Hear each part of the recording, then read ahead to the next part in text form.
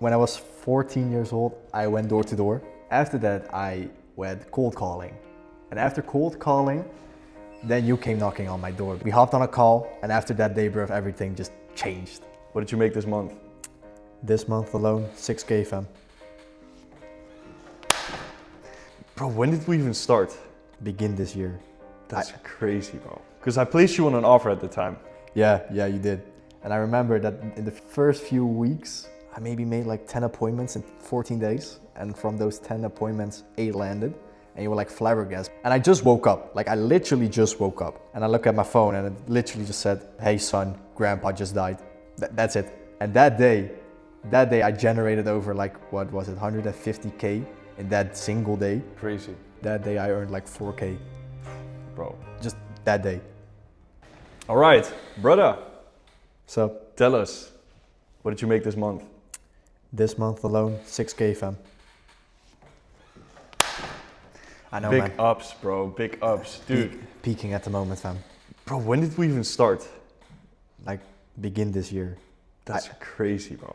Like literally after New Year's Eve. So it's now April 10th, so that's 4 months. 4 months plus a few extra days. I know.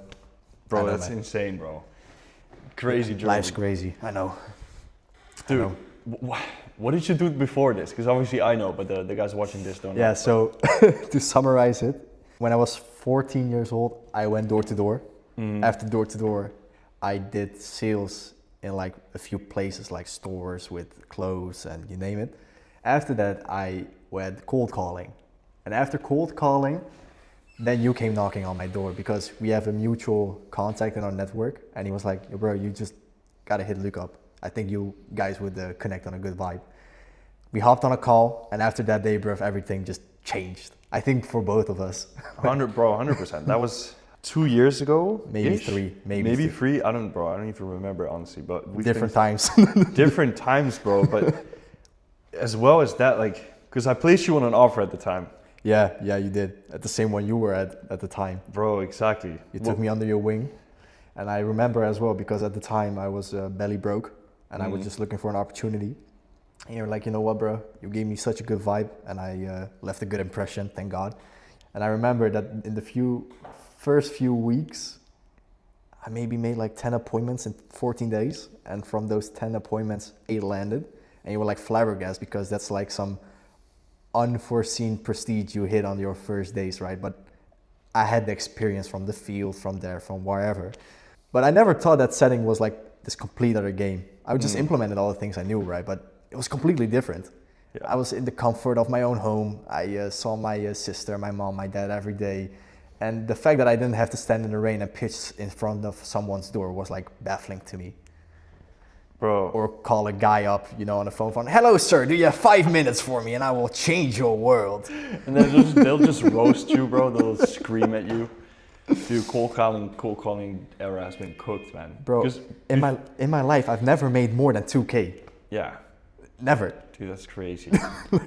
Because like before, were you already making money online?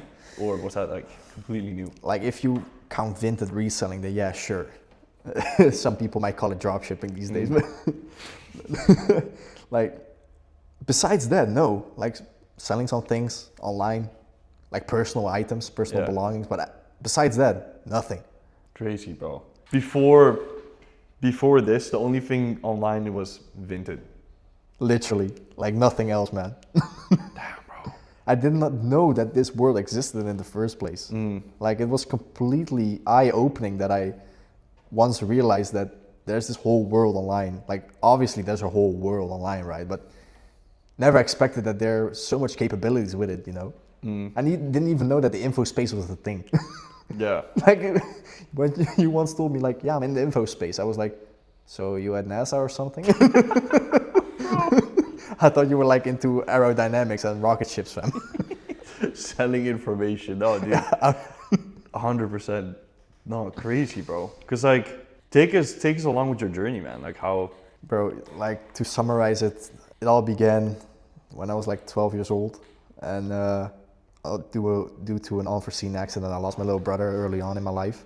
And that completely shifted my life. I was like totally fucked, depressed, mentally ill, went to the clinic, took pills. At school I was an outcast, had no friends, got bullied, was fat as fuck. Like my whole life was just a big fucking joke, man. And I compensated all my life by being a class clown, you know, to make everyone laugh, to give somebody a type of feeling. Yeah. And gradually over time, I never found my true self, sense of self or happiness in the first place. I remember one time when I was like even thinking about suicide, you know, like not actually like doing it, but the thoughts alone made me scared. And that's a point where I realized like I still do want to live. And from that point on, I was like into self-help books. I went out more. I tried to exit my comfort zone, as you would say, right? Yeah. But bro, I was just so down bad for the longest time, man. I did not know what the fuck I should do. School sucks. I know I didn't want to stick to a 9 to 5, but I also could never find my passion. Like I did real estate, flopped the fuck out. I did e-com, nothing about it. And at school, I even like did this study, international business, where they basically teach you how to be a cold call specialist. Not the cold calling, bro. Yeah, I know, man. It was fucked up because what else can you do in life, right? Pursue something, find your it. I could never find it, man. Until, yeah, sounds cliche, but until I find you, man. Until I found you, life was cooked in general. I was stuck to a 9 to 5 I did not fucking like. I did not earn no money that I could create wealth, not even passively.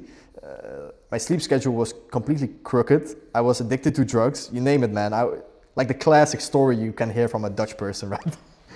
It's not even that classic, bro. It's a crazy fucking story, honestly. Crazy how the come up has been, man. But like after, on the first sales offer, I put you at the time. Mm-hmm. How did that go? Well, it was quite an experience because the offer itself was a little bit of a shady place. But yeah, we had to go through it, you know. It's not all rosemary and thyme, you know, out there. It's not all wonderful colors. But the one thing I did learn was dedication and determination. Because sure, I could throw my head at the game and say, yeah, the offer sucks, so fuck it, you know, let it go. And you know what the thing was? I did let it go at a time, if you can remember it well. But you stay consistent. You went through it and you stick to your game. And like after 4 months of no contact, you came up to me and said, yo, I got this amazing new offer, bro. Great potential. And I asked you like, you still on that shit? Yeah, bro, till this day. I breathe that shit. I was like, damn, this guy different, you know? I was like, he got something I don't. So when you came back to me and you were like, bro, just give it another chance. You might never know what can happen to you. That's when shit hit the fan, you know? It was so different, man. Because the offer you first placed me, sure, I made some money, but not the type of money you can call wealth. Yeah. It was like the same as the 9 to 5, but with the privilege of waking up when you want to, working where you want to. Like I had this whole ownership over my total business that I was doing, but nothing compared to now. Nothing compared to now. What made the difference? What happened after that offer? As you would say, bruh, sticking to your guns and compounding. Because at that point, I realized that I was not at the level I should be at the first place. And the market we were in at that time, just wasn't it. Like we had the capabilities and the potential, sure, but the place we were at that moment did not offer us to really shine at our fullest potential. And then when you went scouring through the market and literally like scavenged through your whole network, you found this one place that really resonated with me. It was at the time, online coaching, right? It was a coach that helped other people become like online coaches themselves or like structuring a business. And at that point you said to me, yeah, bro, great, crazy potential. They're like earning good money, great potential for future optics. You can become a manager, whatnot. And now I run my whole division on my own, man. I'm like carrying a whole division on my shoulders and it baffles me till this day. Crazy, bro. It's like a blink of an eye. And you said, bro, just lock in for 6 months. See what happens. Now, 6 months later, I quit my job, I quit my drug habits, I got myself a car, I live like totally independent, left my parents. Life has been a roller coaster of emotions, man. Like sometimes I just wake up, look at my ceiling, I'm like, is this life now? The reality check hasn't hit me yet. And that's the craziest part, that I'm not really registering it all yet because it's just going so fast. I'm still adapting to the new situation. And on the other hand, I still have all these responsibilities stacking up, piling up, day after day. And you got to be consistent, like you said. Yeah, dude, it's all about consistency. That's what I think really sets you apart, is that it doesn't matter what is happening in the day-to-day life, you're still being consistent, you're still getting your shit done. Mm-hmm. And a lot of people use what they're seeing in their day-to-day life as an excuse to why not to perform. Mm-hmm. And you're using it as fuel to even perform harder. Mm-hmm. And that's what separates like an A player setter or manager to a C player. I hear you, fam. It's massive. Yeah, so bro, obviously, what was it, 3 months ago-ish? 4 months ago, we were together in Bali. Oh yeah. And bro, peak, we're gonna do it again soon, 100%. But that month, obviously we had a villa together, right? We locked in. Yeah. We did daily fucking training. Oh, I miss those times, man. Yeah. Solid. But that month after, you hit a record month. And you hit a record day. Yeah. Remember? Yeah, we peaked like end of January-ish. Exactly. Dude, record month, record day. Mm-hmm. How did that go? Bro, this is a tragic story, man, but we were trapping in Bali and we were like locked in, and I remember I was getting a text message and I went outside our room to see what the fuck happened. And I just woke up, like I literally just woke up. And I look at my phone and it literally just said, yeah, hey son, grandpa just died. That's it. That's it. I just look at my phone, I was like, wow, good morning to you. And I went back to the room and I was like silent and you were talking to me. I was just not responding at all to you. And you were like, what the fuck's up? I was like, not now, bro. I got work to do. And like you said, okay, but you know, I got this to do. So you went to your usual spot and I was alone in the room. And I remember just like being mad as fuck, you know, like being mad. But instead of like crumbling in a corner crying, I knew I had to do shit. And that day I generated over like, what was it, 150K in that single day. Crazy. Bro, in that single day I booked like 7 appointments. Yeah, it was a record. It was a record. 7 appointments in like one day. All 7 closed. A few 25K deals and boom, 150 that day. Dude, it was like 2.5K on one day. Or was it more? That day I earned like 4K. Bro. Just that day. That's fucking, dude, that's what you used to make, not even in a month. Not even in a month. It's fucking crazy, bro. Like but not even in a month. Genuinely fucking crazy, bro. Bro, I will never forget that day, man. Because you came back and you were like so proud of me. You were like, bro! And you saw me in tears and you were like, the fuck is up? What's wrong with you? Bro, real talk, my grandpa died. Yeah. And you were like, now? No, man, in the morning. In the morning! And I was like, yeah, man. And you were like just hugging me, man. You were like, you're the GOAT. Bro. And we went like to this, we went to our usual gelato place and we got protein ice cream. ice cream, bro. We went and got protein ice cream that day. Shout out to Mishki, Bali. Shout out to Mishki. Yeah, dude, that's just insane, bro. Honestly, I don't have any words for it. Like, it was a weird day that day, man. My worst day was also my best day. And I think that's the only way to compensate for a bad day, you know. yeah, I agree. Like, it's funny because if I didn't have this, I don't know what the fuck would happen to me on that day, you know. Because I would have been sad, I would have canceled all my plans. Maybe I didn't even go to work. I would just like be sad in my room. But because I felt like this, I have this higher purpose. Like I'm a function of a operation. Like a whole division depends on me and my shoulders. I had an obligation that didn't let me fail. I had this sense of purpose and I couldn't let my team down, especially you. Because imagine like that day I didn't do shit and you were getting all these calls like, yo, what the fuck happened to him? And you have no fucking idea what the fuck happened. That would have been, for me, a certified clown moment. Yeah. No, but bro, like that's what I'm saying. The dedication is insane. And it is true. Like a lot of people think that appointment setting is just someone that replies to messages. But you have a huge responsibility. Yeah. Also a huge opportunity. You told me once, it's just a matter of how you look at it, you know? Like, on service level, sure, you're someone who replies to comments, you're somebody who calls other leads, sure, you might be just a function of an operation. But if you look at it that way, you will never be more than just that. If I only limited myself in that belief that I was just some pawn or just some small piece of a puzzle, I would never be a puzzle myself, you know? It's like, imagine if Ronaldo never believed he was Ronaldo. Yeah. He will never be Ronaldo. No. So, and you told me once, like, if you ever limit yourself in that way, how will you ever be something more? And that stuck with me for the longest time and still sticks with me, because if you look at it from one side, sure, you're maybe just a setter.